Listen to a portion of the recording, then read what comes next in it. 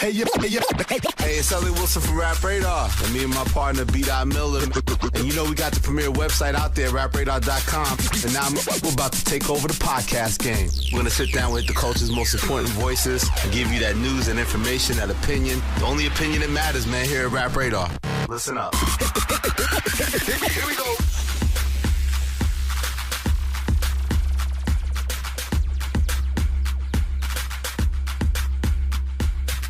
Yeah, is this thing on? Rap Radar Podcast. We're back. Elliot Wilson. Brian B. Miller. We're off the hiatus, man. Haven't seen you in a long time, Elliot. I still look the same, Peter. Hey. Pretty much, man. Happy holidays to you, my brother. Thank you, sir. Happy Kwanzaa and Festivus and New Year now. New Year to you, New too. Year blessings. I said less stress, more success to everyone out there. Okay, that too. Everyone's mad, man. We've been slacking, man, since Troy Ave. We haven't done one, man. We haven't been out here, man. The podcast game where the world misses us right now, man. I thought that was our final one of the year. We tried, in fairness, behind the scenes, we tried to get a couple people or something, do certain things, and, everything has to come together, man. It has to be the right guests, the right timing, The right everything, man. But like you said, like last year was great because we hit the ground running like in August, so always fourth quarter is kind of crazy in hip hop. So, but it's gonna be interesting now to see that we have a whole year from the top of the year, which usually in hip hop the years start off kind of slow. Right. To see the moves we're gonna be able to make in the Januaries and the Februaries and the Marches. We'll see. But I'm thinking about, damn, like we got 11 months. Well, 12 if you count, January. We should just quit now, right? I know. Just to get the ground running. We gave you 30 great episodes, man. So it's 52 weeks in the year, so we got to double that. And make it, like 104 episodes? No, man. Come on. Are there 104 good guests out there? That's what I probably have. That's a good question. Well, Troy was good, though. Let's go back to that. BSB. That was fun. Troy Ave, Hovain. Powder. I feel like if you weren't a Troy Ave fan, then you are now, man. That was really good. What was you had a good tweet about it, right? What did you say about Hovain put it up in his Instagram? What did you say? His advice to something. Oh, yeah, that basically, Troy Ave's interview was good for a lot of up and coming artists because I thought that they had a lot of insight about perseverance and not giving up. Yeah. Because a lot of times I get it all the time from up and coming rappers. How do I get on? How do I get on? People feel like they've been doing it for so long and they're not necessarily seeing the rewards. But you never know who's watching. You never know who's looking. So I think he's a testament to that, just not giving up and just staying true to himself no matter what the critics say or whatever social media says. He doesn't care. He's just going to keep doing him. And I think that's important for a lot of people to hear. Somebody said, I look at some comments on the Rap Radar podcast, which you should subscribe to. And review. And rate, man. The last comment we got was on January 6th. My man Ghost Stick said, get Master P on here. We got to get Master P on here, man. We're slipping. I'll think about it. We gave him one of the worst albums of the year, so I don't know if we're going to be able to get him, man. I don't think the Ice Cream Man is going to be happy. It's these Rap Radar lists, man, that cause a lot of problems out here, calligraphists. We about to change our phone numbers, man. It's tough out here, man. A lot of bomb threats. You see what these people are saying to us out here, man? I went back and forth with one comment. You went in? No, I go in. We had a conversation about Freddie Gibbs. Yeah, oh, okay. Should have been on the list. Well, we usually show Freddie a lot of love. I think Pinata, the last one, was like top 5, right? I think this one was just as good, but we'll talk about it. All right. But who better to talk about it with than I guess today, man? Who likes to talk about what happened in the past year, man? Uncle Murda. Uncle Murda with his controversial East New York Brooklyn ass, man. But that wrap up though, you were saying like that wrap up record is serious, man. People should really go to iTunes and support. Yeah, I had to buy it. 2015 wrap up. I had to buy it. It's only $1.29, man. Like Uncle Murda's obviously. I think he's probably one of the most entertaining guys in hip hop, man. He's hilarious. When I first heard the song, I was laughing my ass off, man. The ad-libs, his content. Lamar Odom smoke crack. That has Everybody to be loves that one. That's Lamar Odom smoke crack is really going all over the place. The wrap up is the hottest record so far this year. So he jacked Skills, man. This guy Skills from Virginia had this concept where he do the year in review every year, and like last year Murda did it 2014. Yep.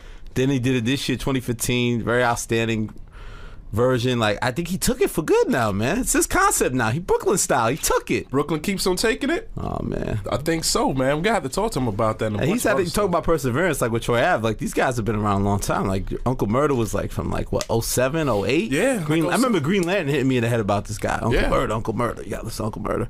And then you signed to Hove. Jay-Z signed him. Signed a Rockefeller Def Jam. Also signed a Rough Riders for half a second. Yeah, Rough Riders put him on, right? Yeah. First, yeah. Then he signed the Def Jam. So he's been filled with everything. Managed by Chris Lighty. Then he was signed to L.A. Reid at Epic. He's been through everything, but now it seems like he's hotter than he's ever been. With that song, he's got a song with Future that you don't really love, but it's popping off right out here. You know what it is, too? Uncle Murda is like the New York City dark horse. He always has a record. Like, you can't count him out. Remember the record Bullet Bullet? Then he had Warning. Mariah Carey hopped on it. Yeah. Like, you know, he's always in the mix, man. But he's always known for being controversial, man. This guy, man, he just says anything that comes into his mind. I like that. We need that in rap, man. He's a real shit talker, this guy, man. I'm a little nervous, man. How many guys he got on the list with him? We coming up here today, Couple man. shooters, man. We got calligraphists. We got one shooter, calligraphist. This is gonna work well, man. Does CBS know what we're doing here? All right, man. As long as we have extra security, I'll feel secure, man. I got you, Ellie. I'm gonna hold you down. Because you know I took some shots a couple years ago on the state, man. Oh, yeah? You see my shirt, man. Oh, you know what I'm saying? Oh, yeah, today is January, what is it, 8th? January 7th, man. I'm going to tell Pat Antonetti who doesn't know. I used to work at this place, man, and in 2008 I got fired today, so it's a special day for me. It's how many years ago now? 8 years ago. Wow. I remember like it was yesterday. So you know what's funny? People say now I put up something about it, and people be like, you know, they get all philosophical, like, yeah, you had to have that door closed, open, more closed, and look at you now. It's the best thing that ever happened to you. It's like, yeah, nigga, because I became successful. Like, that shit was hard. Like, it wasn't like, you know what I mean? Like, it's easy to say now, like, oh, that's the best thing that ever happened to you. I mean, I made it the best thing. So, you know, but nah, I definitely appreciate the acknowledgement of it and stuff. And this shirt was actually made as 100 issues that Rockaware put out. It came out after the situation went down. I've never worn this shirt, so I felt like it was a great day to wear it. I stole it from John Manili and made it happen. Perfect. So, Uncle Murda's here though, man. So we're gonna get it started, man. Start that 2015 recap. We're gonna go over our list. We're gonna explain our choices. We're gonna talk about the harsh feedback we've gotten, the love, the praise, the hate. We're gonna get Uncle Murda's opinion on it. We're gonna talk about his career. There's a lot to get into, man. Whoa! We're back. We're back, man. Rap Radar Podcast. Yeah. Introducing Play.it, a podcast network like no other. From award-winning news programming and #1 sports brands to entertainment and business leaders, Play.it is delivering storytelling at its best. We're going to be having conversations with newsmakers and culture shapers. I will be talking mostly about fashion and how I've been marketing all my life. Tech, culture, and entrepreneurship. Everything in the world of sports entertainment and wrestling and beyond. Hear what you've been missing at Play.it. Hey, it's Ellie Wilson from Rap Radar. And me and my partner, B.Dot Miller, man. With the only opinion that matters, man, here at Rap Radar. Murda. Oh, man. Finally made it here. Now I feel like I'm making it for real. What's going on, big brother? Murda, man. Have a seat, man. I told him I was scared of that guest list, man. I was like, how many shooters on that list, man? Nah, that was some of the label reps and all. Okay. It was cool, man. Murda's by himself. That's LG, man. He's low key right now, man. LG, I got get in the mic, brother. Come on, man. Murda, what's up, baby? Hold on, let me get this right. You got to get right, man. You make me. All right, there we go. All right, cool. You gotta take that like you took skills and shit, man. Oh man. And thank you for giving it to me too, Elliot. Thank you. And I he appreciate light-skinned, man. That wasn't nice, Murda, man. He's light skinned, man. You know, I just had to switch it up for the people a little bit, man. This is the second year you did it, right? Second time, yeah. So what made you do it last year? Like, what clicked that you wanted to take that on and like? You know what it was? It was a beat I had, and for some reason I just started like. Because when I come up with my disrespectful music, when people do the history, we're gonna get to your disrespectful music. I've been doing this for a long time, so I had a beat, and it just made me go like, damn, Puff put hands on Drake, so yeah, got the Tuesday Kid punched in the face. I'm like, damn, you know what? Let me just keep going for a minute and see where I go with this. So it could have been just a couple lines, and then it just made me keep going. Wow, and then the feedback was crazy. The feedback was real good, and a lot of people kept hitting me like, yo, you doing it this year? Yo, you doing it? When did they start hitting you? Like around like December? Yeah, around December. Like around Thanksgiving time. Around that time, they start saying, yo, is that wrap up coming again? And I was trying to stay away from it. Then one time, DJ Self was on the radio talking about Murda. You know we looking for that wrap up, so let's go, baby. We waiting for it. I'm like, oh, he done threw me under the bus, sending you like Baller Alert headlines and shit. I'm like, oh, man, I made Baller Alert. So I'm making Baller Alert. Now I'm on Rap Radar with Elliot. I'm feeling good right now. So what was your approach now, knowing that you wanted to take this on and do it? Like, was it any different? Yeah, it was like, you know what though? Let's try to be a little bit more disrespectful, and let's try to make it bounce. I wanted it to bounce as well. Yeah, like be a back to back, like exactly. a diss record, but you want to move in the clubs. I want people to move with it.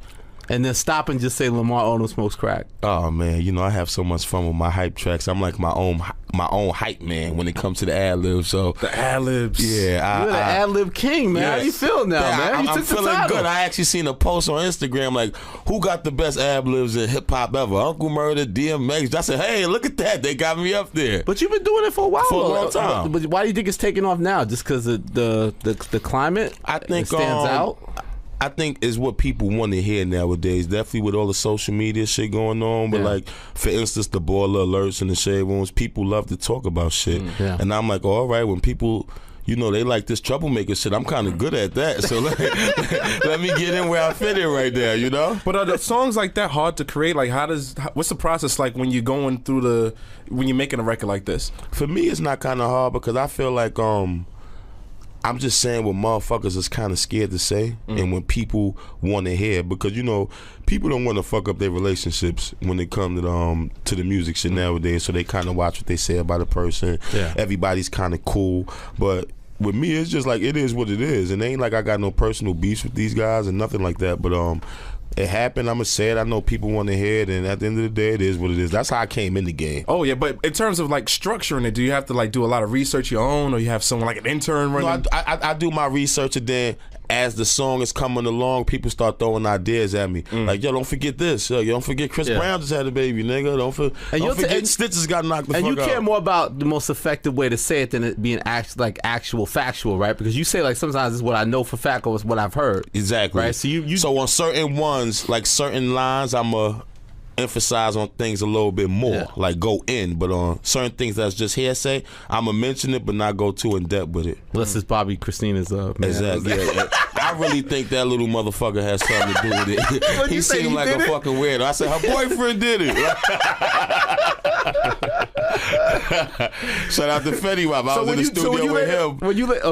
He was talking about the Masika shit, you know what I mean? So that's where the ad-lib came when I heard him just talking about the whole shit. So when I said Fetty Wap and Masika about to have a baby, I said he don't want it. You know what I mean? Cause he was with you? Yeah, he wasn't with me, but we was in the studio together. And he was just talking about the whole situation. So that made you think of that? So that made me think of that. Like, man, he don't want that shit. So he don't think it's his. Like, so what about any other rappers? Anyone that you else mentioned? Calm down. I'm excited. Man. Having fun. We have this is our first time doing this. Man, I've been waiting forever to talk to Uncle Murda. But other rappers, have they like reached out to you or other celebrities and responding to the shout out to the big homie Future. He was a fan of it. I didn't even know he had heard this shit. We had he was in Club Orbit and we was there and they played the Right Now record that I got with him. We had the club going stupid to that shit. Then when that record went off, he grabbed the mic. He was like, yo, hold up. Stop the whole party. He was like, yo, man, put that new shit Uncle Murda got, that new freestyle, that rap up. That's crazy. I said, okay, big bro up on it. You know what I mean? So, but besides that, people like French, I fuck with French, so he hit me like, yo, damn, nigga, I love you. You always going crazy. Right. You know what I mean? But other than that, nobody else reached out to me about that shit. Okay. That's a great 1-2 punch right you got right. That record and the Future record. Exactly. Future record we working right now. How did that come together that you got good with Future? Because everybody want him on their record, right? Who you telling? Who you telling? Me and Future always had a good relationship. Like around 18 months ago, 2 years ago, he had actually brought me out in the Best Buy Theater to perform my record Morning. And me and him just always had a good relationship. So I was just in LA doing some work out there, running around. And I happened to see him in the studio. He's like, yo, Murda, what the fuck you doing out here? I'm like, working. He's like, all right, well, let's go work, nigga. We went right to the studio. Metro was in there. Shout out to Metro. You got the bounce? Exactly. He gave me the whole thing, the video, everything. That's big bro right there. So don't trust you, I'm going to shoot you. Exactly. We got everything before that line was on the Jump Man, or was that always, that line come with you first? On your song first? You know what?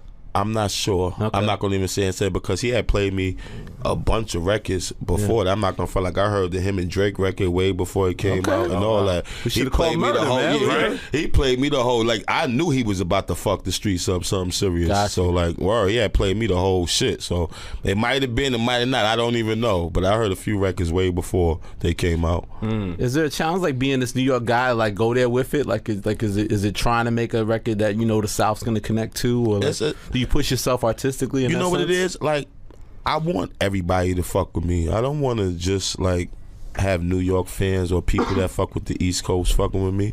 I want, the South fucking with me, too. I want the West Coast fucking with me, too. I want to get that love from everywhere. So if it make it easier for me to switch up the floor a little bit to get some of the South, and at the end of the day, the kids out here is fucking with the same kind of sound and music too. I'ma still say what I want to say in them records, but I'm gonna have fun with it. I'm still talking reckless in there, strap right now. Even police get clapped right now. I'm still being me. Ain't nothing changed. I'm just saying it a little different. Why is disrespectful and the ruthless part? Why is that your lane? Like, why is that? Why does your music have to? That's been the most consistent thing in your music. I feel like it's since so, like 07, 08. I feel like it's so necessary, man, and that's what Jay-Z liked about me. If everything would have worked out over there with Def Jam, where as far as him staying there, we would have did some things. But I just feel like that part of the game be missing. I feel like, and there's not nothing wrong with what's going on now, but we need a balance.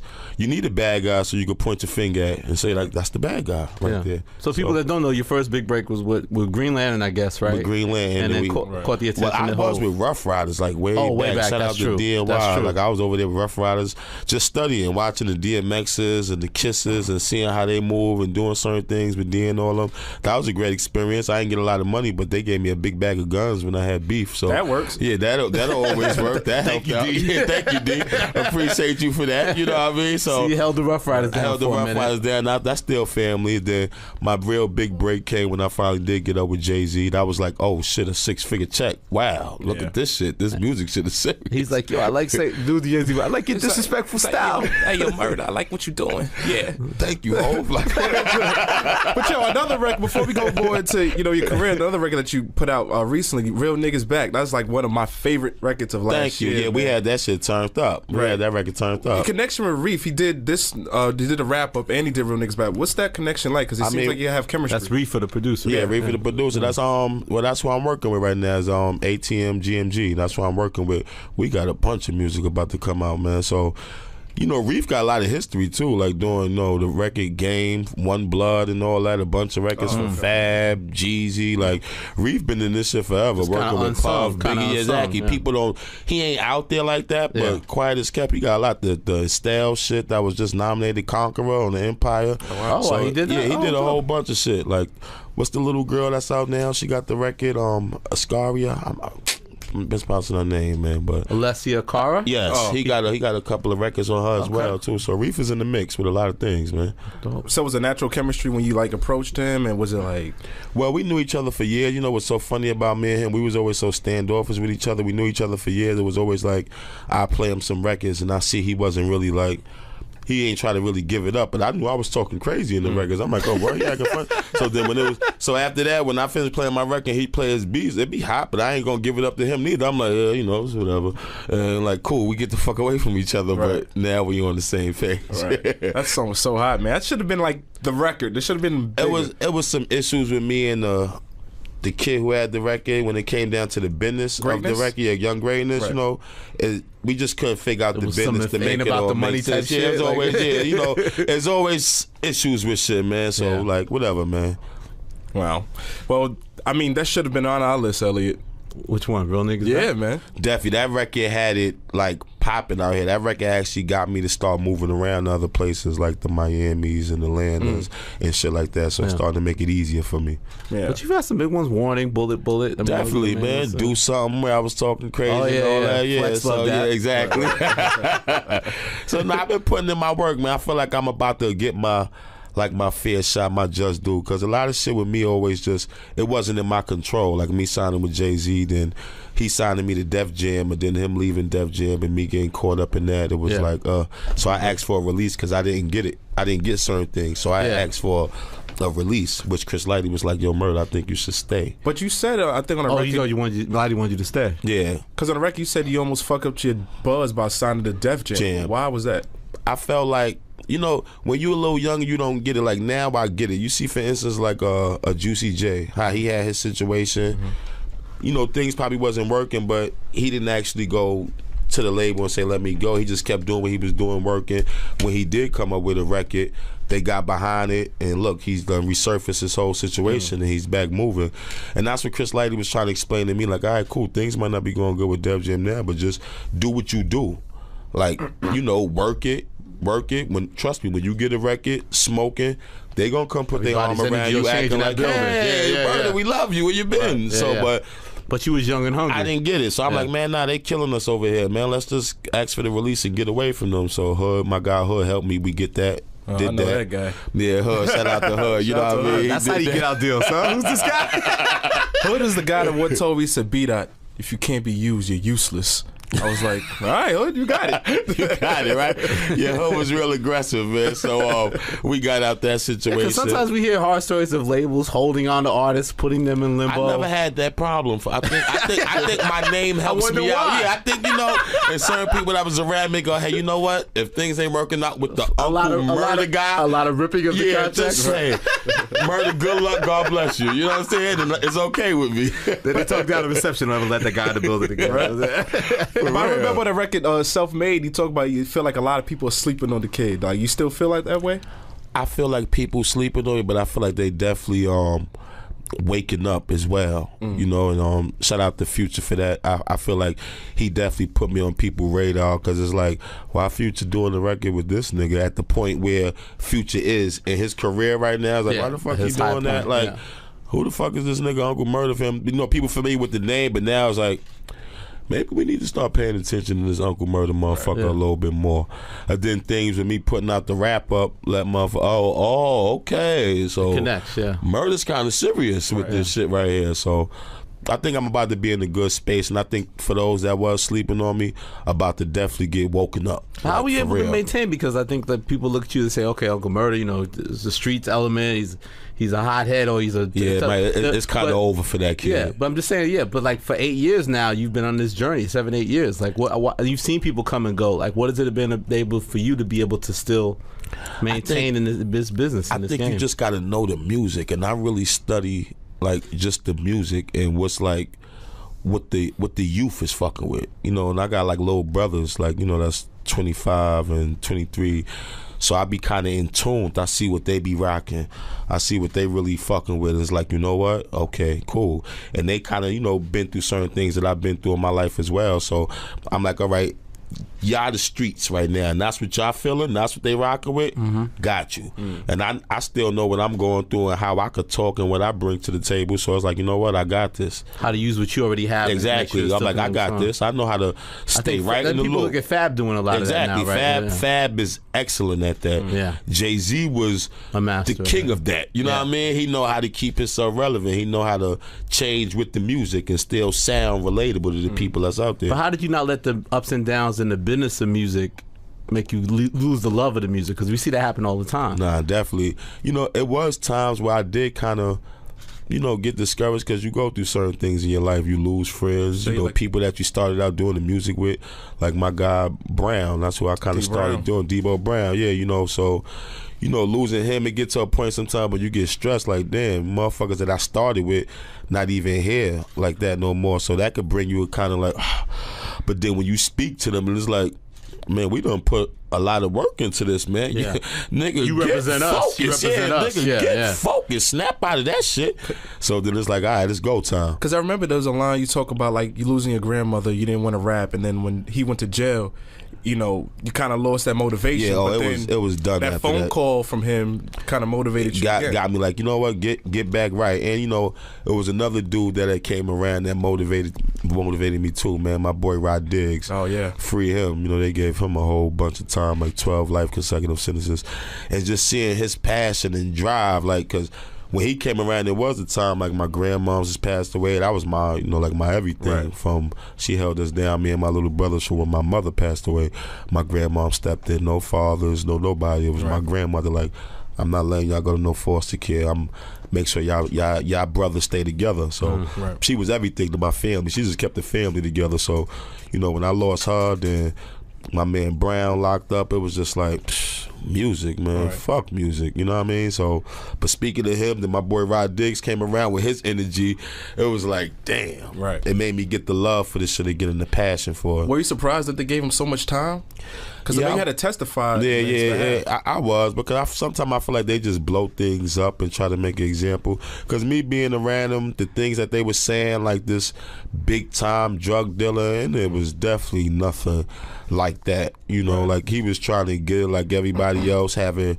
It was days a nigga might not had $100 in his pocket or shit like that. So for them to make it seem like he was this big time drug dealer and getting all these people killed, I was like, damn, boy, they sure know how to, blow shit out the water for certain shit. So that was crazy to me. You still keep in contact with them? No, he's obviously. Yeah, I actually just spoke to him about 3 weeks ago. The crazy thing about that, man, I told him he's so much better than me because he like in good spirits. He's still telling me what I got to do with the music. So yeah, I heard you got this little future record shit out there going on. So you know what I'm saying? So you got to make sure you hit them right. Yeah, because you my shot. So yeah, listen, I need you to do boop boop boop. I'm like, damn, this nigga so motivated, man. I don't know where I would have been in I don't know how I would have been thinking, 12 life sentences and plus 105 years, shit like that. I don't know where my mind would have been at, but for him, it's like, yo, I'm gonna try to sing some music home and all that, boop, boop. I'm like, damn, good spirits, man.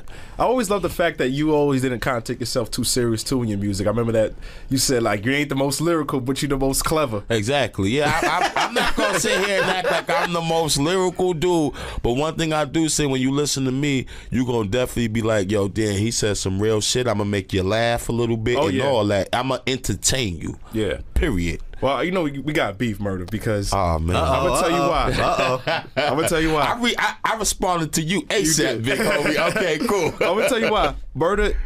I'm not saying it because you're one of my favorites, right? Definitely, I appreciate that. But you leave me with these cliffhangers. If you're listening to this right now, go YouTube and listen to the song called "Brother and Sister." Oh man, you and about 1,000 of my other Where's fans. Oh my part 3? Oh my God, they be killing me on the gram too. Murda, the Future record.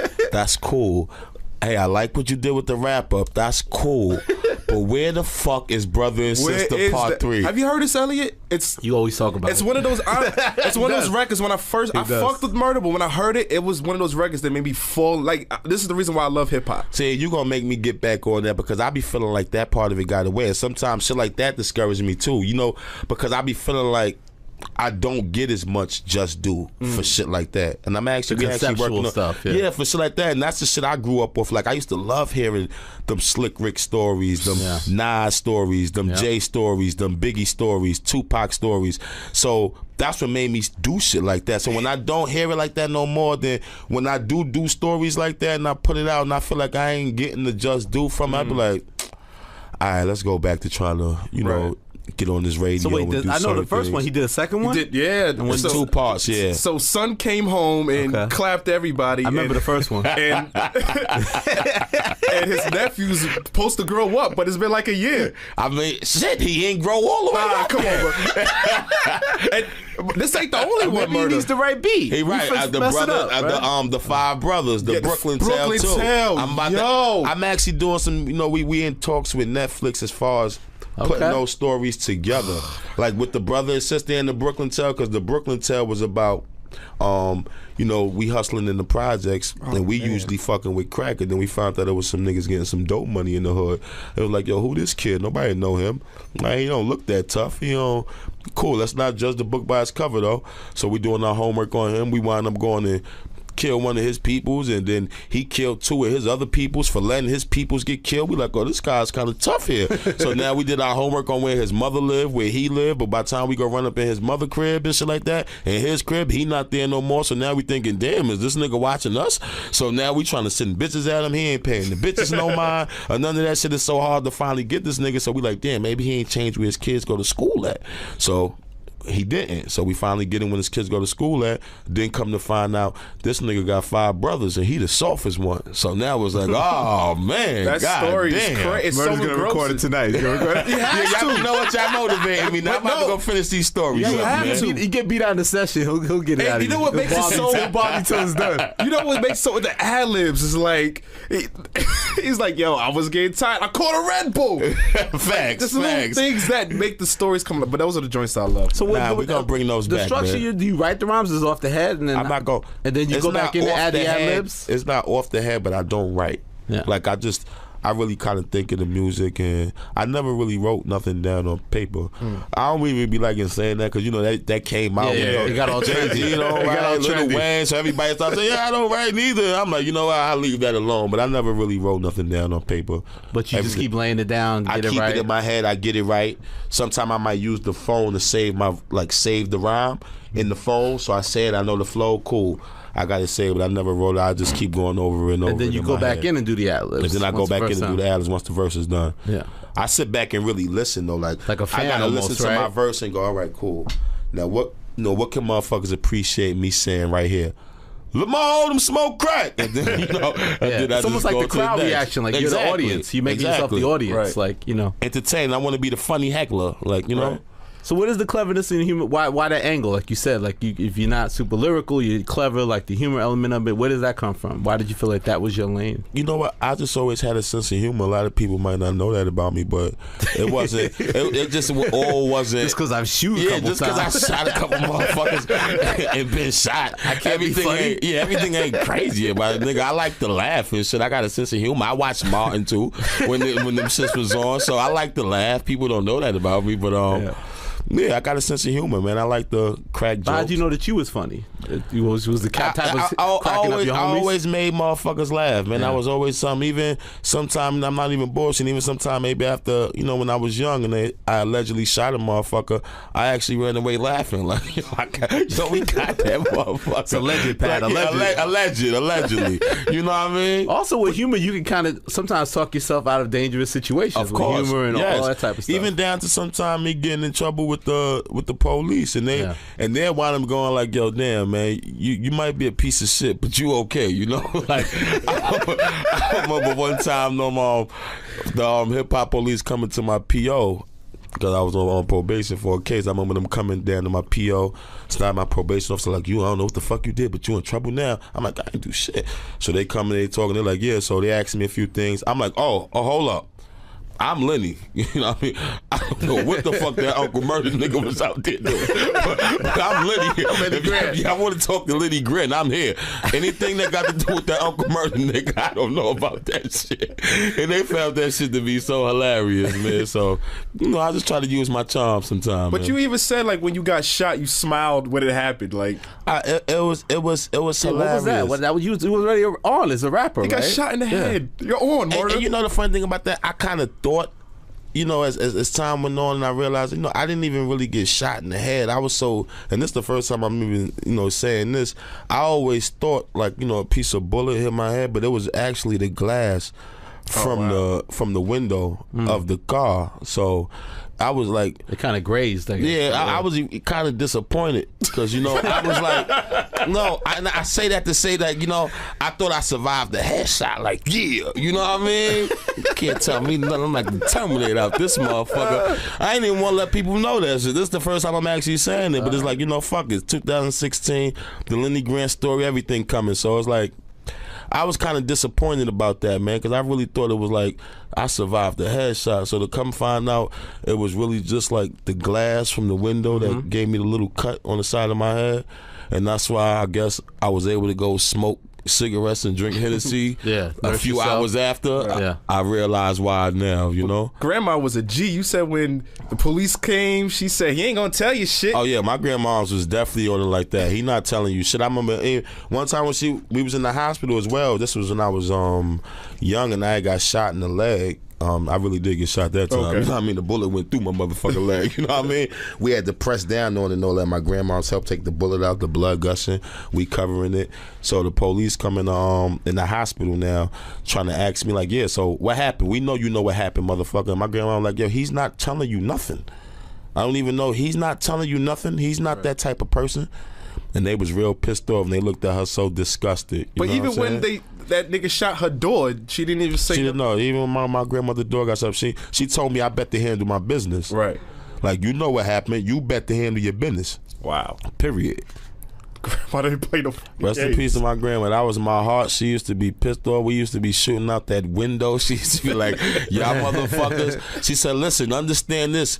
No shooting out the window. You go down there and get them, because if they start shooting up at this motherfucking window and I'm in this kitchen cooking, it ain't gonna be nice. You know what I mean? Grandma lived in pink houses in Pink houses, yeah, pink houses in East New York. Wow. So she lived there like her whole life? Yeah, mostly. They had moved, but my whole life growing up, they was in pink houses. But you always had to talk about this beef between pink houses and another projects in Cypress. You know what it was? Me and my crew was young, and we kind of started fast, like, 14, 15. You supposed to kind of, at that age, you supposed to hustle for the older guys in your neighborhood. You got to get your stripes. But you know, we were so cocky and bold and feeling ourselves that we was like, fuck hustling for the older guys. We gonna hustle ourselves. Build on. And we started hustling like deuces. Like, you know, motherfucker, like that's $2 hits.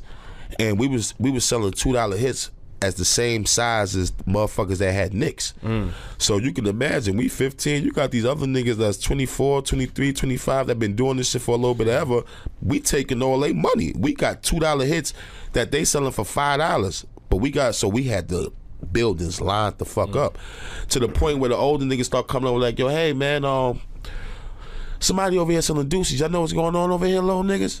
And we like, nah, we don't know what's going on. Hell no. You know, we ain't know the game like that. So they gave some fiends some money to go over there and cop from us. And when the fiends, you know, came over there like, how much you want? 30? Here you go. They come back like, yo, we see that's y'all. Y'all fucking up niggas' money. Y'all got to stop this. All right, now we ain't no partners. Boom. We didn't stop. And from there, you know, our life ain't never been the same. We just been banging forever because we ain't stopping. They like, y'all little niggas is taking the money, and then we witnessed something we ain't never witnessed before as far as the beef and the gunplay that we actually got involved. I remember they came through shooting at us a little while after that. Wow.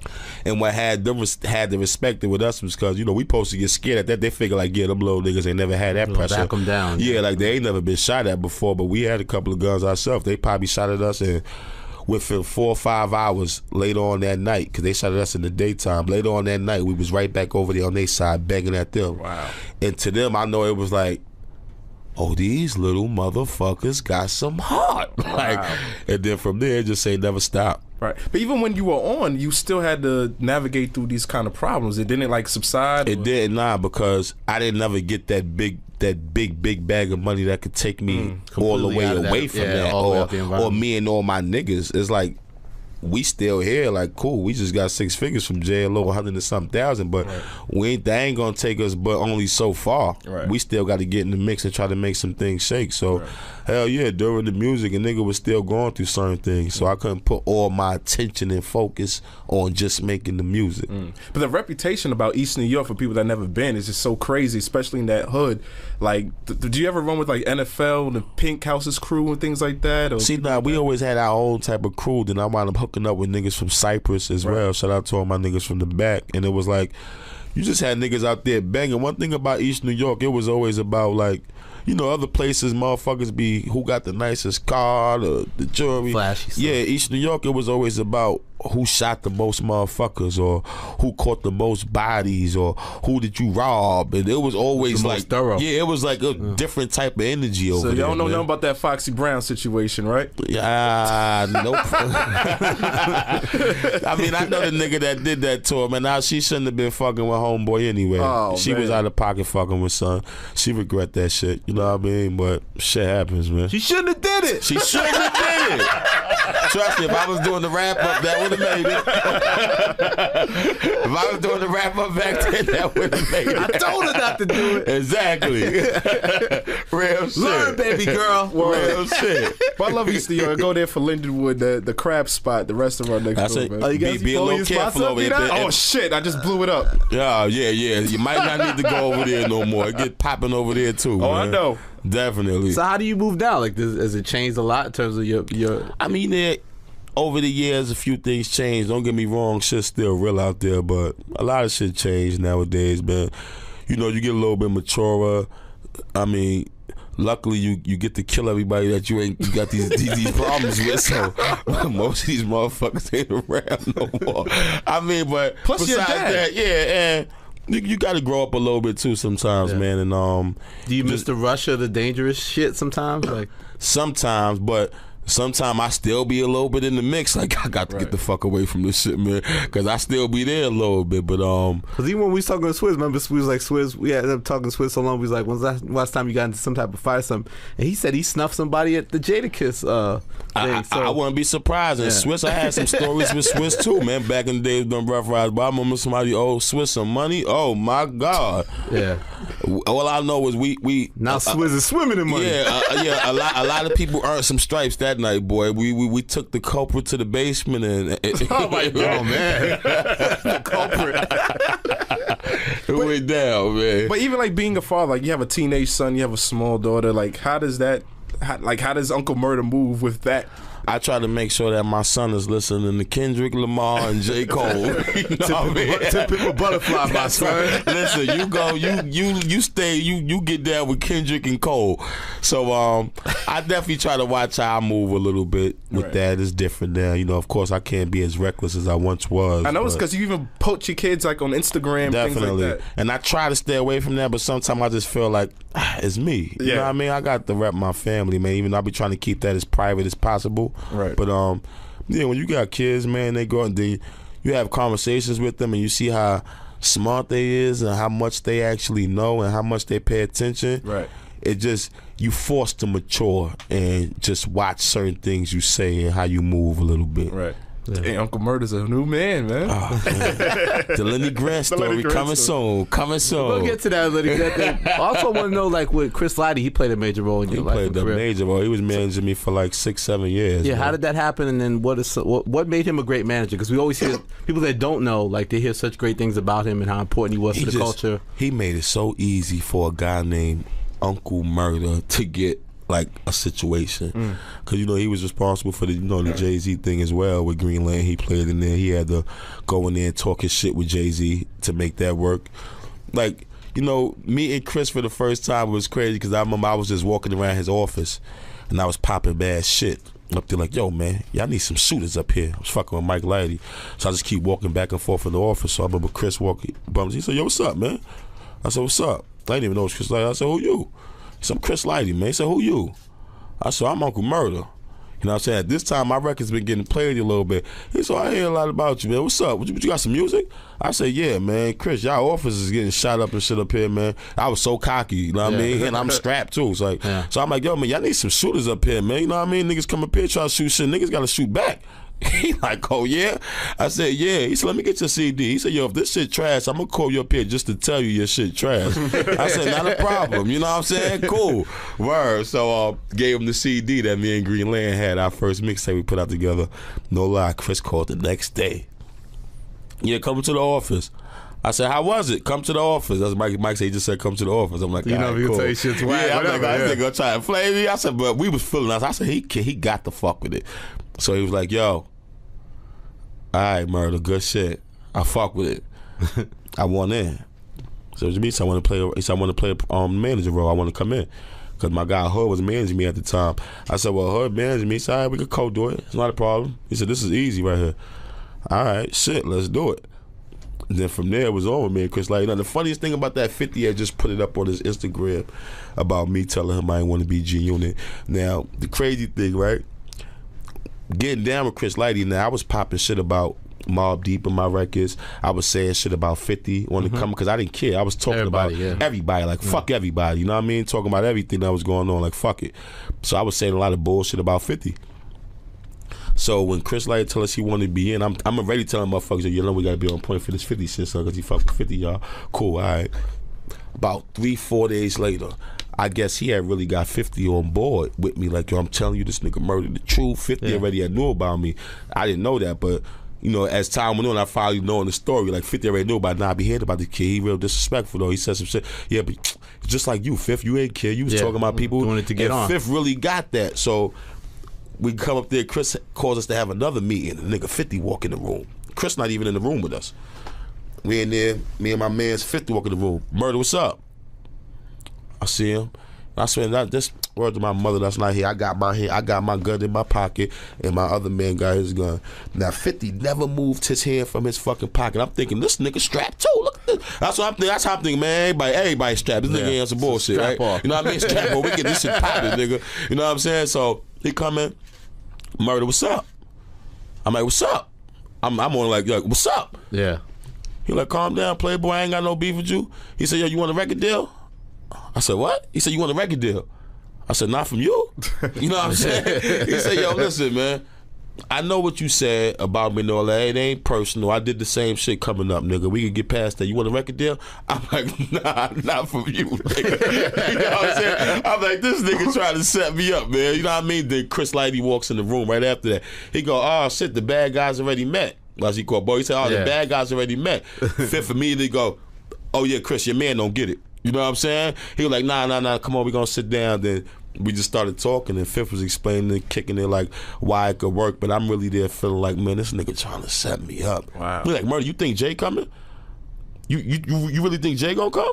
Yeah, like, who's better than me? Like, yeah, Like Jay too corporate for you, my nigga. You think Jay coming to fuck with you? Did he throw a bag at you too? Fifth? Yeah. I mean, I ain't even let it get to that point. Oh wow. That's like, just feeling like, coming up at that time, feeling your energy, how you moving at the time. I'm thinking I'm bigger than what I am at the time. Like everybody talking about me. Come on, nigga, Chris Lighty want to fuck with me. I'm on the radio. We ain't never get that type of success. It wasn't that much, but to us, it felt big. Right. So it was like, what? Man, you think Jay coming? Yeah, I think Jay coming. All right. You don't get it. And he was just trying to explain, like, I'm like, I don't want to sign you. That ain't a good look for me. He like, nigga, I signed to Eminem. You know what I mean? That's how I got my shot. Everybody got to start somewhere. I'm like, yeah, but it's different, man. Eminem white. You know what I mean? I was saying so much young, ignorant shit that nigga didn't get it. You know what I mean? And he was really genuine about it. I come to find out afterwards, like, damn, Fifth really just wanted to make it work. I remember Chris telling him, like, you really fucked that shit up, man. Do you think Chris wanted that to work? Hell yeah. Okay. It made more sense for Chris. Yeah. He's managing 50.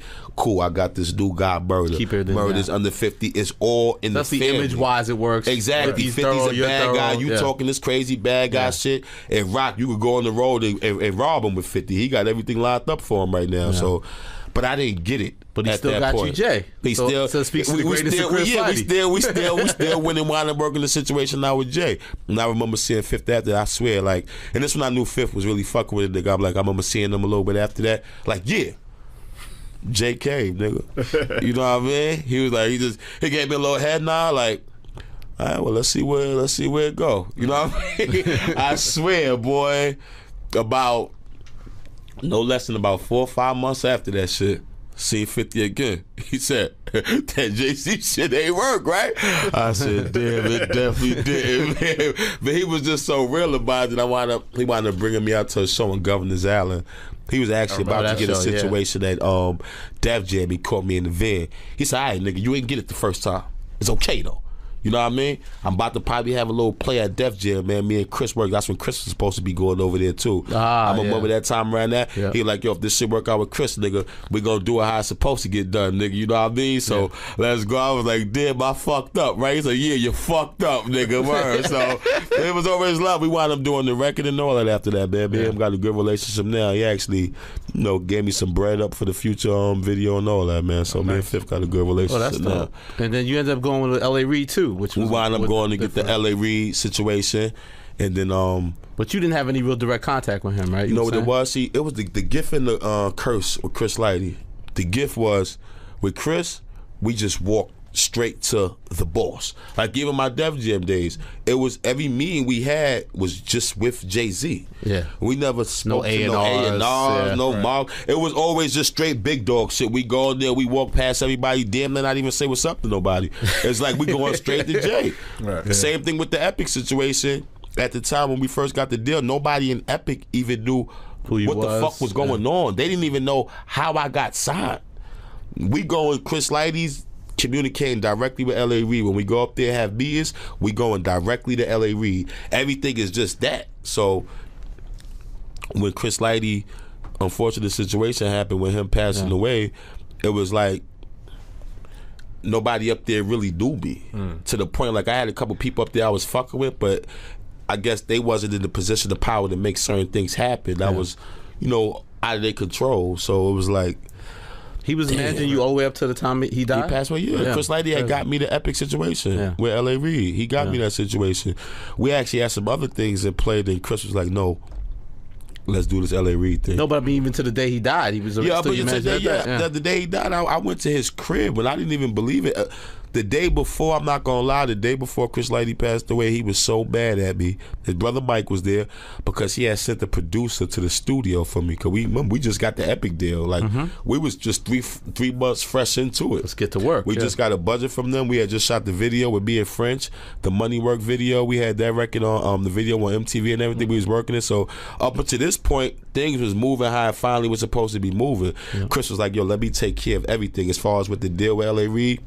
He was on top of the business this time. Like with the Def Jam shit, he kind of like laid Fell back back, with it, yeah. like, you know, let us do certain things. Like, all right, Merc, you got Jay, but with this situation, he was on point and things was working, getting the videos done, MTV, everything was moving how it needed to move. So when he passed away, I knew it was about to get difficult up there, because it's like, Well, what you said the day before, why was he mad at you? oh, he was, because he sent the producer to the studio. Oh my God, and I did not show up. Like, Chris ain't never screamed more than a nigga like that. Like, yo, motherfucker, Yo, man. B. Yo, man. Don't be having me send niggas to the studio, B, and you don't come. I don't care if you think he whack. Real shit. I told him before, like, yo, Chris, I don't even really think that producer all that. He said, I don't care. If I send somebody somewhere, you make sure you there. Word, man. So he really had barked on me and my guy Cooch. Cooch always try to say, he ain't really bark on me, so he was talking to you. You know No, but what I thought about that when Busta was managed by him forever too. Like, Forever. Like, how are people gonna go on now? They're so used to having this guy in their corner. Like, how do Busta you tell you like a grow? couple days before, I remember Busta had dropped them off for the meeting we had with L.A. Reid. We had last low budget meeting, and Busta dropped the ball. I remember Busta jumped out the truck like, Murda, you don't never die. You always in the fucking loop. Word, shout out the bus, man. So, you know, it hit us both hard, man. We was all at the crib the day Chris Lighty passed away. Yeah. I rushed out there to the Bronx, Busta, Flex, everybody. We was all there, man. I remember you had a line. You said something that, you know, was like a conspiracy theory. You said like his grimy earth, the way he passed. Do you still believe that? Sometimes I don't even like to get on the subject sometimes, because it was so nasty when people were saying with thing with him and the missus. It was just a confusing, like, nasty situation, man. Like, I definitely still feel like it was something not right about it. Just, you know, from the Chris Lighty I know, how much he motivated me, I just don't really see that man doing that to himself. Like, I can't see it. I can't believe it. I just don't, you know, it don't sit well with me like that. I definitely feel like it was something else going on. So what steps have you had to take post Chris Lighty to take control of your career, the adjustments you've had to make? Definitely hard. You know what I mean? It's just like, now we just got to, you know, stay more focused. You just got to believe in your team. And I believe who I got with me, like, you know, my ATM guys, my boy Reef, my boy White, you know, my guy Cooch that been down with me forever. And then we also, you know, work with my boy Rap from Universal Republic, him and my boy Q. So we got a good structure, man. We've been getting good success. I feel like maybe Chris is on upstairs watching me, giving me a couple of blessings, you know, sprinkling that down on me, man. But it definitely been hard because, you know, it's just like, you know, with Chris Light, I knew what I had to do. When I was fucking with him, get a record. Get it hot, Chris get me a situation, period. That was always our thing. Like, yo, nigga, get turned up. We go. It's nothing. Yeah. You talking that shit? You that dude. As long as you don't fall off, Murda, I'm gonna tell you when you're getting whack, and that's when you need to stop. I'm gonna keep it real with you, nigga. He said, but right now, as long as you spitting that shit and you can actually get these people, I'm gonna make sure we go get some money, nigga.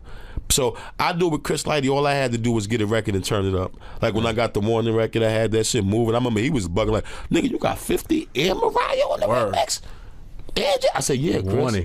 He was like, boy, yeah, we going to get a deal. I got you. Like, so even right now with a Future record, I know Chris would have been like, this motherfucker did it again.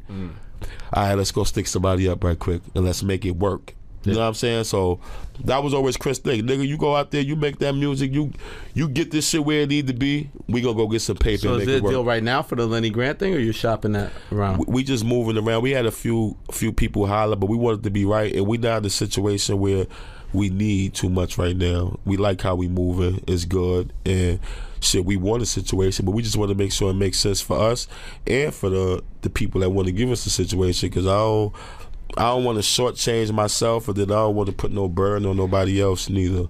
So it's like, let's just make this shit right and make it work for real. So what is the Lenny Grant story? Is it like the new mixtapes, the projects, or the biographical? You know, I don't even want to call it like a mixtape or no shit like that, an EP album. Right. I just want it to be like it's just a body of work. I'm just giving you me, period. But it's on track and it's music. So just listen to this shit and enjoy it. It's going to be about things I'm going through, things I went through, things I want, shit like that. It's gonna be parts, because I can't give you the whole Lenny Grant story in a few records. It's gonna have to be numerous projects to give you the. So it's gonna be a Lenny Grant story, part 1, part 2, part 3. We gonna have fun with this. I'm gonna let the people know who I am. Y'all gonna find out who Uncle Murda You're really is. autobiographical in your music, though, man. Exactly. So I want to give it to the people in a nice. I even want to make a movie with everything I'm doing as well. Not even just the music. I want it to be kind of like how. Remember how Jay-Z had the Streets is Watching type shit, but I want it to even be a little tighter than that, man, and make it. I'm trying to make something real dope for the people. There some musical ideas that you were hanging on to that you've never expressed, or like in terms of content that you was waiting for, like your big debut? Yeah, definitely. To put out? It's definitely some records I got that I held on to that I said, you know, when I get the right time and the right spotlight to give it to the people when it make the most sense, where people can appreciate it, then I'm gonna do it, and that's what I'm about to do now. Sitting on heat. One of the records, this is a mixtape record I always love. I always wonder if this is based on true story. Good Man is going. Wait, it's called Good Man is Gone. Yo, you know your shit, man. I fucks with you. This guy right here. You actually make me feel good about doing some of this music now, man. Like, thank you, man. New York Real rappers talk, don't get man. the props, man. I'm a fan. I'm gonna tell you what, Murda. I'm gonna keep it 100 with you. We booked you for the thing. I see you did Taxstone. I got a little tight. So I hit beat out like, yo, man, what the fuck? Da da da da. Why we doing this, nigga? We don't be doing the same podcast. I get just because I didn't like the same week. Definitely. I like doing it the same week back to backs. But he's like, nah, you don't understand. Like, I'm a big Murda fan. Like, low key, I'm a big Murda fan. Like, people don't even understand, blah, blah. And I was like, okay, so then it has substance. Because I didn't want it to just be about the wrap up. You know what I mean? So definitely. And we're going to talk about our list and stuff like that, too. That's why I say I'm really up here like, this guy right here is on point, I didn't realize that I had interviewed you for Rap Radar back in the day. Like, we've done a lot of stuff, like, with you. And, like, I think a lot of times your image is one thing, but there's a lot of substance, and I think that gets overshadowed. Definitely, it do. Like, I ain't even do an interview like this, I feel, in a long time, as far as somebody that really knows the music. That's what you say. Our conversation is going to be, all respect to Taxstone. I got love for him. That's my nigga. Job. Yeah, good dude. He's our nigga, but, like, our approach is different. What we're doing is different. So that's why definitely, it feel good talking to somebody that, like, I see he know the music. Like, he knows a lot of my history as far as with the music. And sometimes when I do interviews, a lot of people don't know that. Yeah, like, they don't about who you shot. Yeah, you know, and don't get me wrong, I love those conversations. You know what I mean? No, but rap beefs and shit. But every record I mentioned is I encourage, because people think Uncle Murda is just brother sister though. He does go on all day about that. But people think in Brooklyn Tale, but people think Murda is just, you know, bang bang shoot 'em up. There's elements, but there's also substance. But this record in particular, Good Man Is Gone, is that based off a true story? Those characters. Some of the events, some of it was stuff I just felt like I didn't make it actual about a particular person, but it was about events that happened and just shit that be happening, where it'd be like a situation where the police might kill a kid because they think he had a gun in his hand, but it actually wasn't a gun. Did you know that guy that got killed in these Pink House? I didn't know him, but I knew people that knew him. You know what I mean? And then you have situations where, like, a kid might be hustling just to put food in the crib and shit like that, just to hold, because I seen them situations before. I know kids that was just hustling. They wasn't trying to be extra tough with it. They was really hustling just to hold down the crib because their moms didn't have it like that. So they wanted certain things for their little brothers, as far as to dress a certain way, to eat something, maybe to have cable in the house.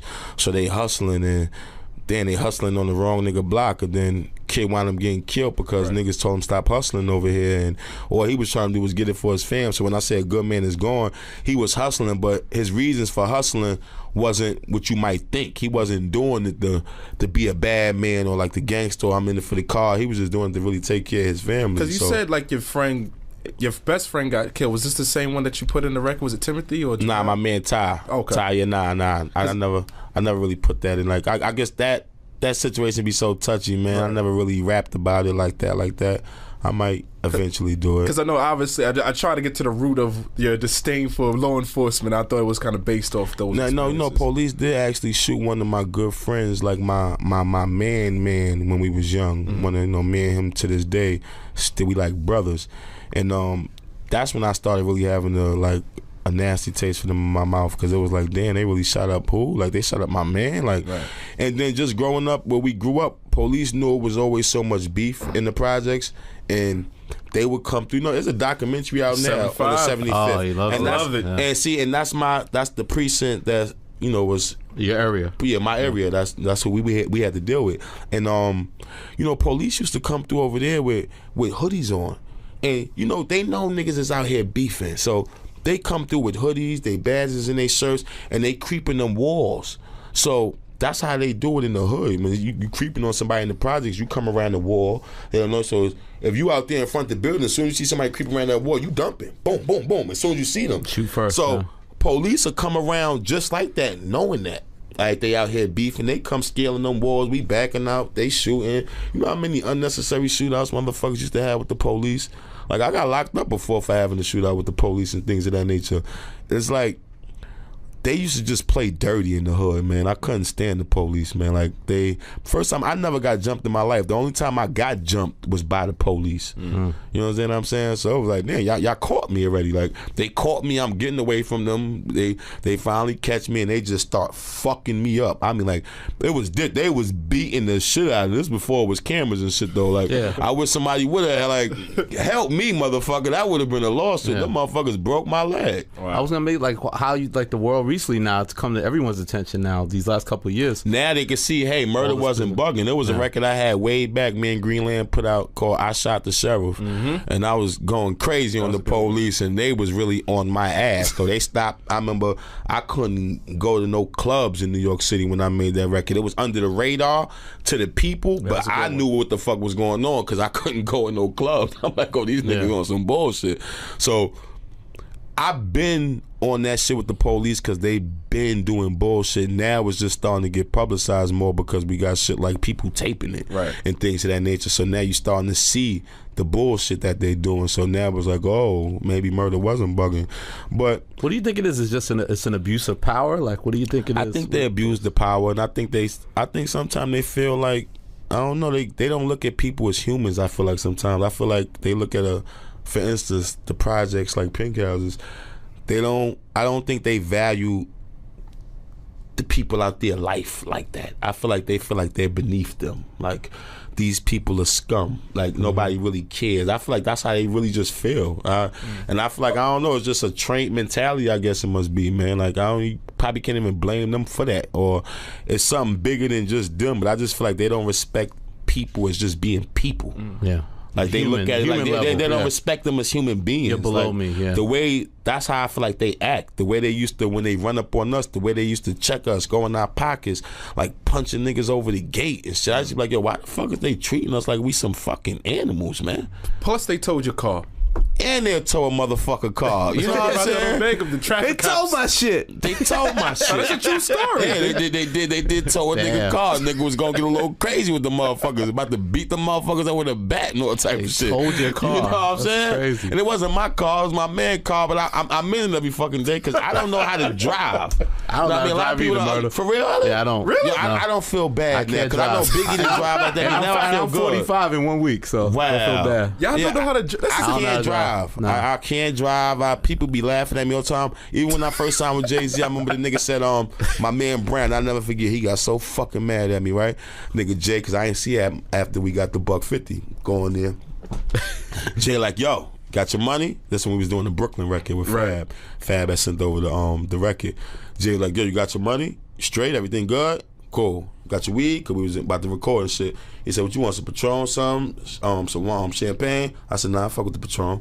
You know what I mean? Get a Patron, Jay. Because he was on his mind shit. You know what I mean? I was like, give me the Patron. Pass the Patron. He was like, yo, he said, yo, you know, I don't really drive no more, man. I really just kind of be in the back and I direct motherfuckers where to go, man. You know what I mean? What kind of car you want? I said, oh, no, I don't drive, Jay. You know what I'm saying? I said, I don't know how to drive. He's like, you don't know how to drive? They laugh for me. He was like, all right, fuck it. You know what I mean?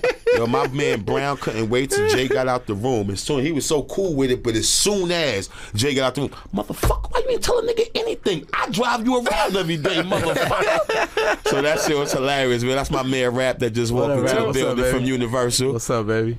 Niggas don't know how That's to drive. hilarious. This is New York City boys, man. Yeah, The New York train City, was right man. there. The train, and I ain't gonna lie, I had to stop taking the train. Shit, I didn't even see the train in about probably 17. Yeah, you don't need to be on the train, I one time nigga got into a shooting on the train, so You know what Bernie gets? You know what I'm saying? Yeah, shit went down on the train. Shit, niggas used to get shot on the train, like for real. You're trapped. You're like enclosed. Yeah, you. So I remember one You're time a below nigga was ground. popping shit. It was an older nigga. Cause I told you we was young, beefing with the older guys, right? So I'll never forget one of the older guys come on the train. It's me and my man. So you know what? He see us. He like, yeah, what's up? Y'all little niggas is real disrespectful.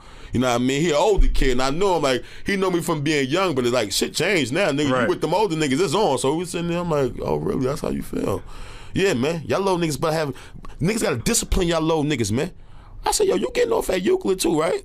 Cause that's what I'm thinking now. Like, nigga, we ain't even gotta, cause he making a scene for people. People looking at him like, I see people looking like, oh, this nigga barking on these niggas. You know what I'm saying? I'm thinking, you getting off at Euclid? Yeah, I'm getting off. All right. I said, yo, you strapped, right? He said, oh, y'all little niggas playing with pistols, right? I never forget. I guess he remembered, like, oh, it is kind of like beef going on. Like, oh, y'all little niggas got pistols? Nigga, I hope you strapped. All that shit you talking. He said, I knock one of y'all niggas out right now. We start nigga, you getting off at Euclid? So he ain't never come close. So now we getting off of the train. We waiting upstairs. I remember seeing him down there. He like, I'm coming up. What y'all waiting right there for? We like, come up, nigga, come on. He started coming up just a little bit, and we just gave it to him right quick, man. I don't even know why I said that story just now, but it just felt like it.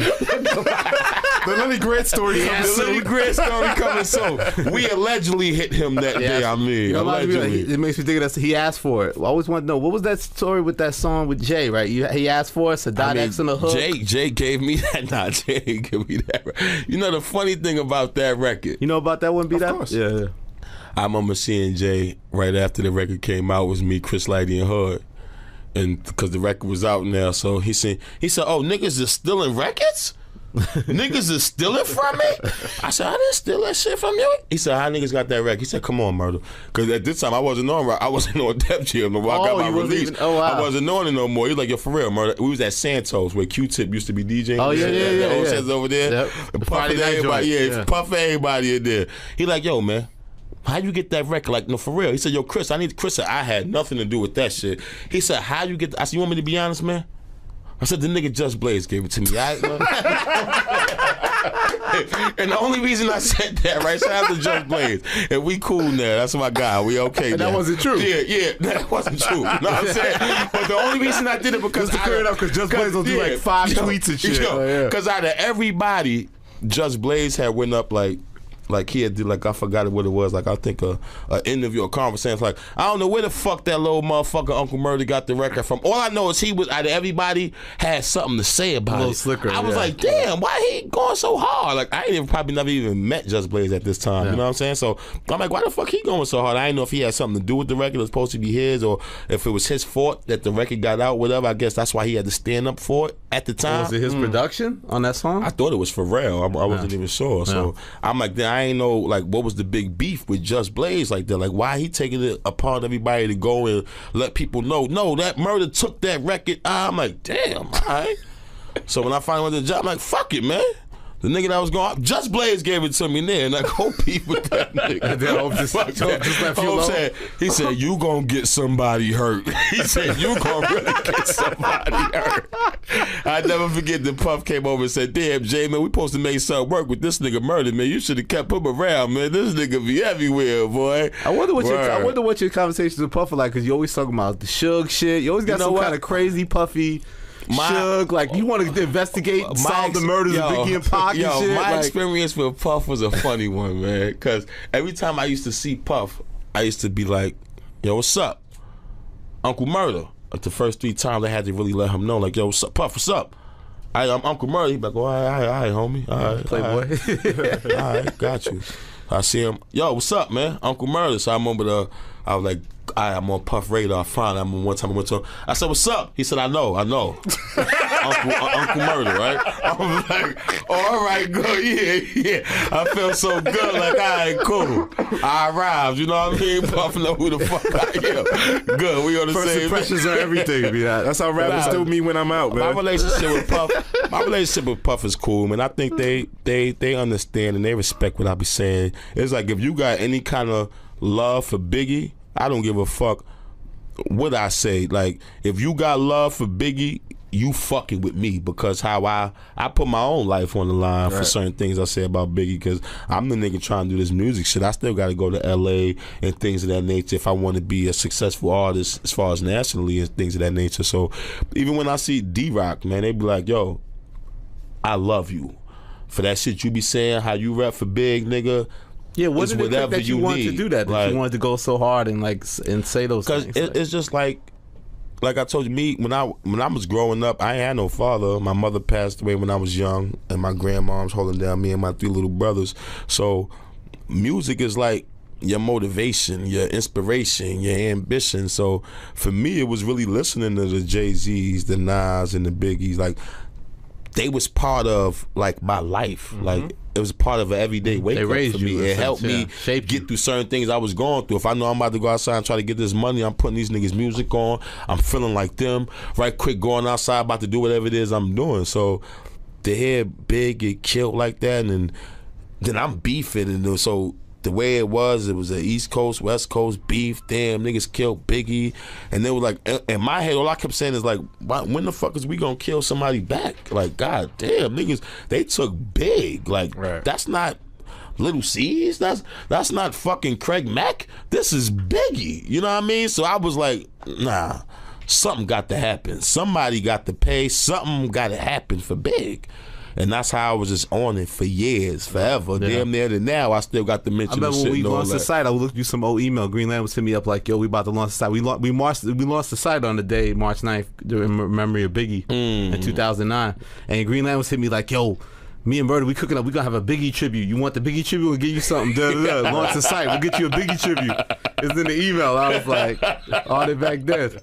Facts. So I just been riding with Big like forever, and that situation just hurt. And you know, I just always wanted something to happen behind it. You know what I mean? Time go on and shit like that. Did word get back that you hit Suge's radar and pissed him off or anything like that? I definitely shout out to my man Wack from LA. He used to always let me know. But one thing, you know, and I'm not gonna lie, man, I love. He knocks stitches out. Yo, Wack. yes. Shout out to my nigga Wack. And you know what? Like, I really love my LA niggas, man, because you know when I spoke to Wack about the situation, he said, "Yo, Murda, let me tell you something, man.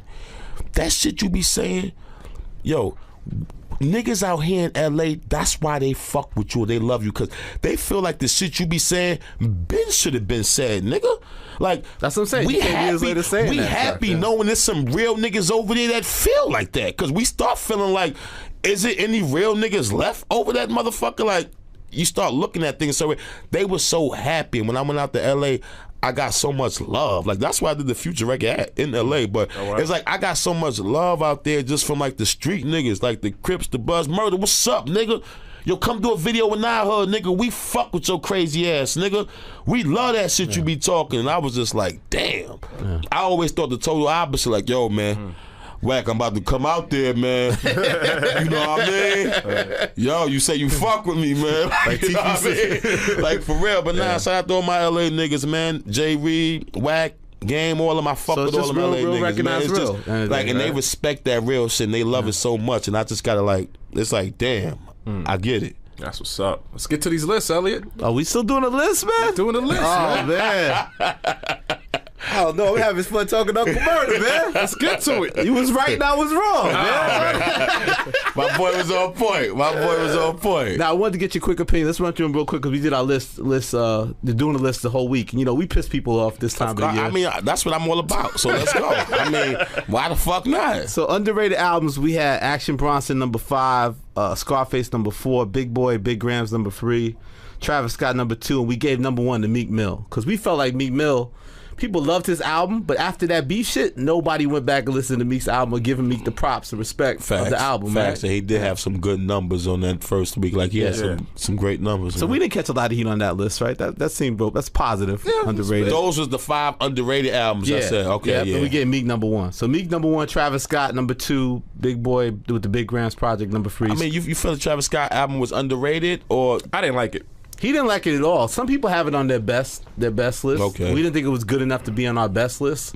I feel like the parts that are, to me, some of the songs I like when he hits it right. It's like a great EP in it to me. Like I don't think he sustains it all the way through, but there's great moments on that record. And I feel like I'm not mad at that. I need him to fuck up anyway so I can get Rihanna. So I was gonna say, right? So y'all keep on throwing him under the bus over this motherfucker. She tripping. What was the line of that one with you? Shit, if she let him hit it, I know I got a chance if I get this shit popping. You know what I mean? Shit. He's saying he's not the most handsome brother. I'm just saying I know I can get it popping if, you know what I mean? All I know is I got to come up with a couple of more records right quick, do a couple more interviews like this, and I should be in a great place with Riri. You know what I'm saying? Right there. Riri, I'm coming, baby.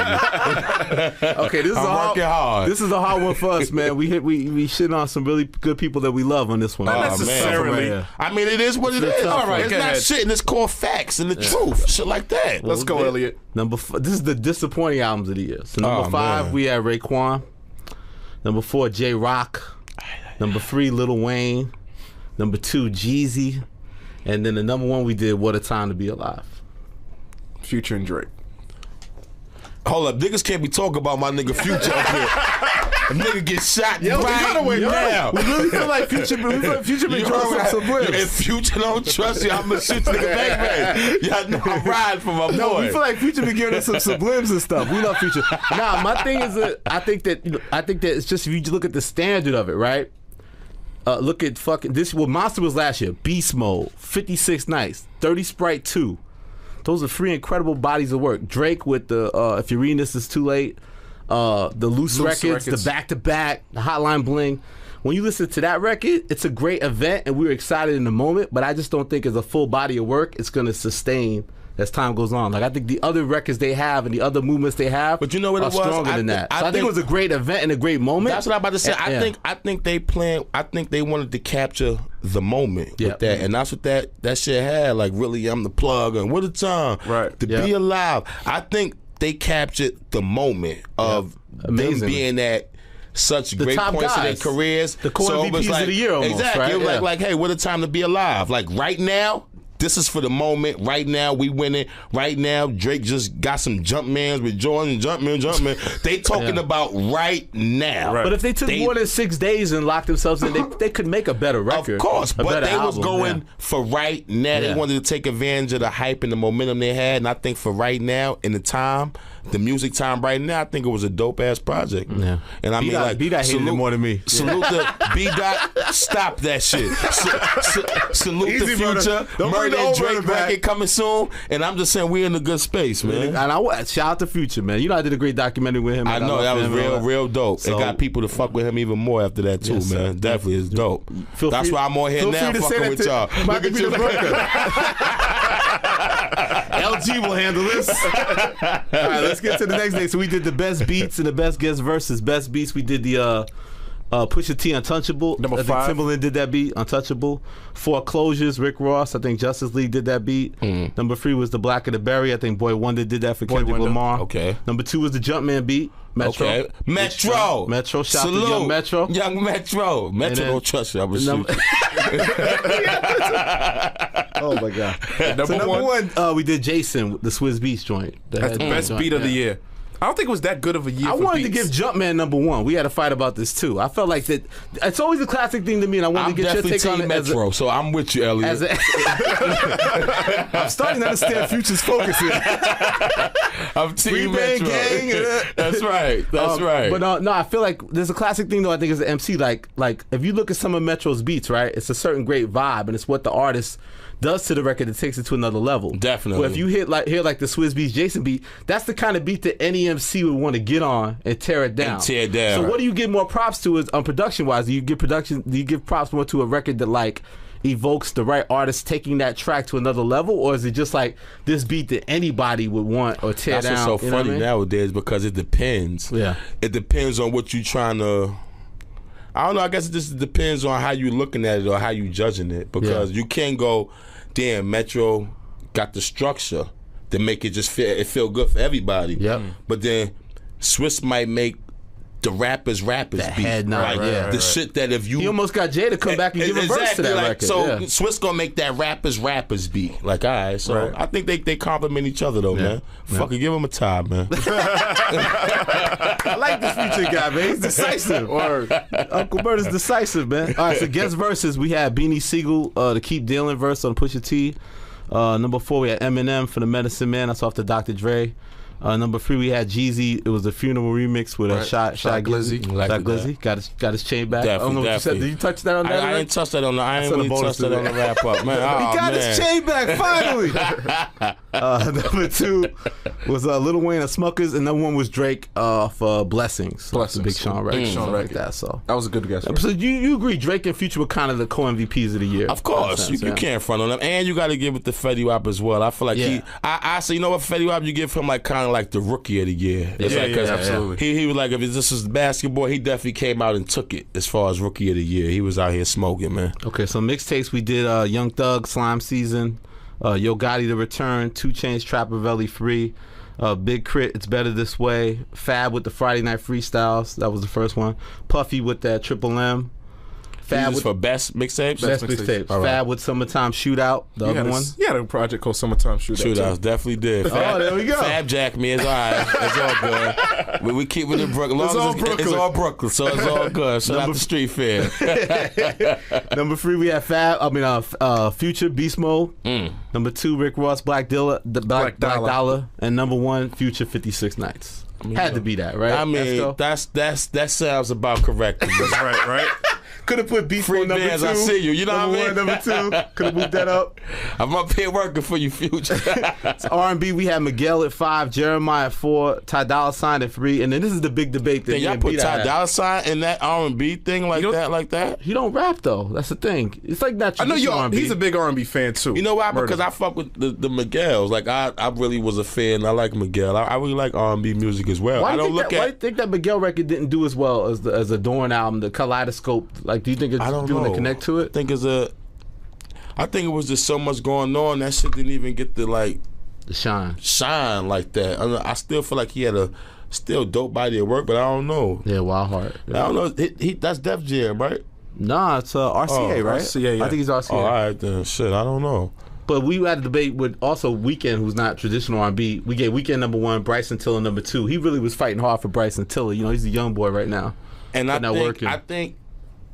not mad at him coming in at number 2 right now because I really feel like he's starting to step himself right now. I think the talk is just coming on Bryson Tiller. He's starting to pop with, the Weeknd he had a great year with hits. He had a great year. He been moving, but now Bryson Tiller's starting to get his shot. And you like the other young boy too, right? Tory Lanez. I like Tory Lanez. That's my dude. Why he ain't on this motherfucker? Shout out to my nigga Tory. That's my guy. Murda, where your hands right now, man? Stop gripping, man. Stop gripping on me, man. Tory, I got you, nigga. I don't want to see. Me and Tory got a smoker coming too. Oh, man. that's what it is. Yeah, we got a smoker coming. That's my guy.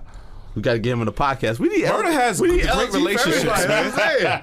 He's got to repair the Drake. You got to keep these relationships, man. Shit. I'm going to Toronto with Murda, and we're going to solve some things. We're going to get this shit with Drake and everybody right. We're going to get it right.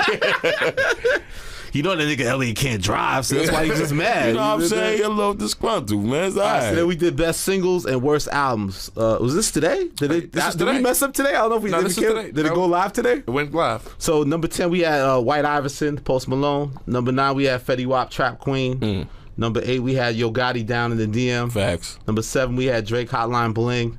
Number 7 we had Kendrick Lamar, All Right. Number 5 we had Travis Scott, Antidote. Number 4 we had Fetty and Drake, the My Way remix. Number 3 we had Drake and Big Sean Drake, Blessings. Number 2 we had Back to Back. Number 1 March Madness. Whoa! We could have put Murda on there somewhere, but other than that, Real Niggas Back was number 11. All right, cool. All right, say no more. All right, cool. It was a good year for singles, though. I understand. Yeah, what were some of your favorite singles from other artists that you in the club? You get excited when you. I'm not gonna lie. March Madness, and I ain't even not the bullshit. But when I was when I was in LA, I never even heard the record. But the way that I seen motherfuckers reacting to it in the club, I was like, yo, what the fuck is this? Word, my boy Rapper tell you, we in the club and I'm like, yo, they going crazy. crazy to this record. It's its own movement. And I'm just seeing niggas doing little dances to it. Like, I'm like, yo, this shit is popping. So when I got back here and I started hearing them playing it, it was like, damn, this really a dope record. And it worked. Back to back, of course, that was a, me, I like controversy and all the shit like that. So that definitely was. How did you feel when you first heard that record? Like, I said, damn, Drake got something here. I said, yo, Drake actually was a little slick with this one. Did you think he could be that disrespectful? Were you surprised? I did, because when I heard Charged Up, I wasn't really, he had said a couple of slick lines in there.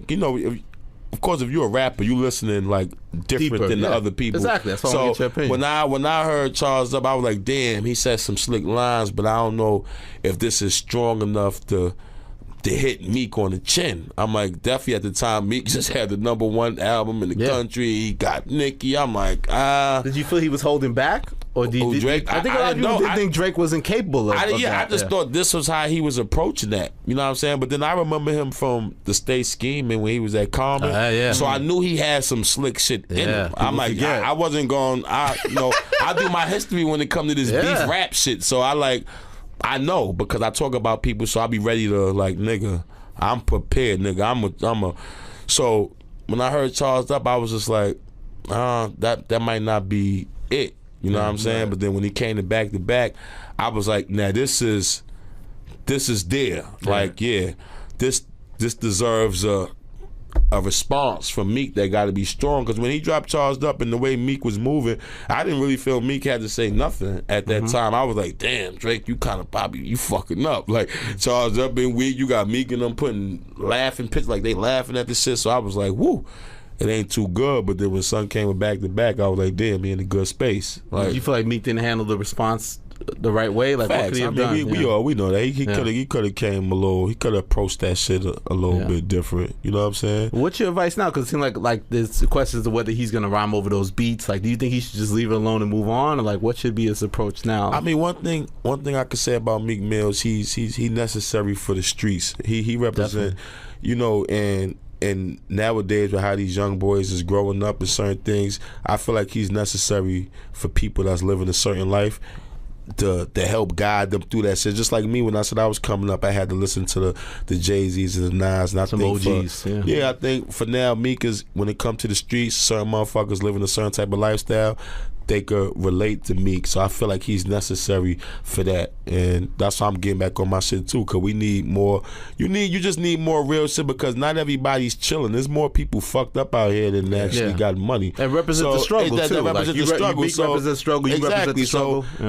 That's motivating me to even get back on my shit, because a lot of that shit is absent. So me personally, I just want Meek to get back on his shit for the streets. Just get back to making that music. That's all that people can fuck with. Like, the battle shit is cool, but like I said in the wrap up, Drake got him, but he still went, nigga, you got Nicki. Hey, nigga, you got it's funny because the year before, I remember you was like you said the line about them might be going out. Might like, be I don't know. I said, exactly, I don't know, but obviously we see what was going on. You know what I'm saying? What else going on? The worst albums we had: Master P, Method Man. I think Murda's on the album. That song with Murda's though.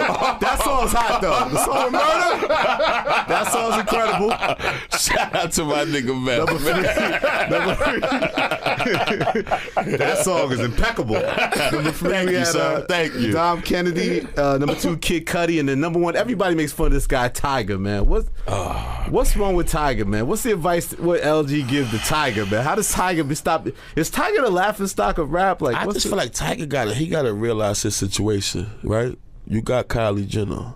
He don't need to be doing nothing else but movies and shit. Just let Kylie Jenner wife you. That's it. And he'll be okay. Nigga, you're in. Like, you're in. He's good. I don't think he need to worry about no music or nothing. Man. Just let her wife like, you. Where we going today? Yeah, that's it. Where you want to go for breakfast? That's it, man.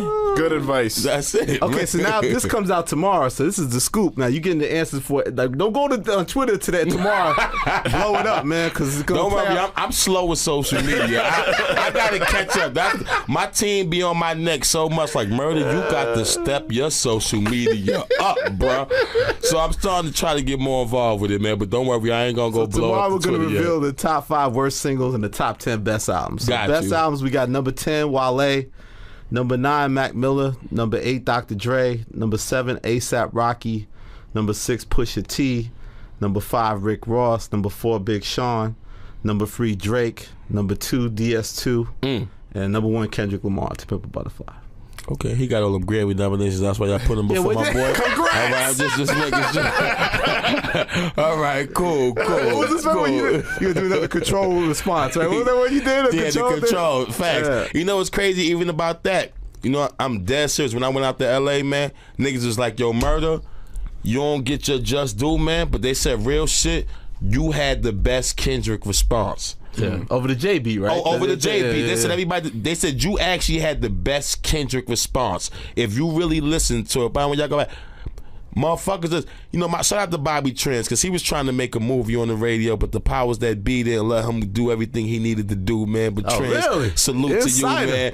But word, man. But DJ Self don't have these problems. Shout out to Self. I love the DJs, man. They all like my brothers, man. Like I really fuck with the DJs. You calling them on that hotline, like that for pressure real. on? Oh my, not even just like.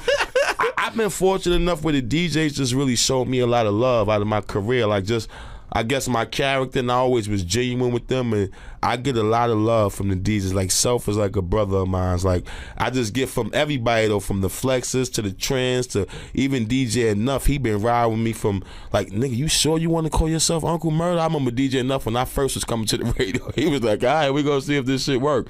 But like, that's crazy. All the DJs just showed me a lot of love. That, like, below everybody, man. I noticed that because like obviously you're controversial. Like you seem like you don't take no mess for nobody, but. You look at your thing, if you look on Rap Radar, like you're always doing tons of collaborations with different people. So it's like obviously you get along with a lot of niggas. Yeah, I definitely do. Like I get sold a lot of love, man. So it's all good, man.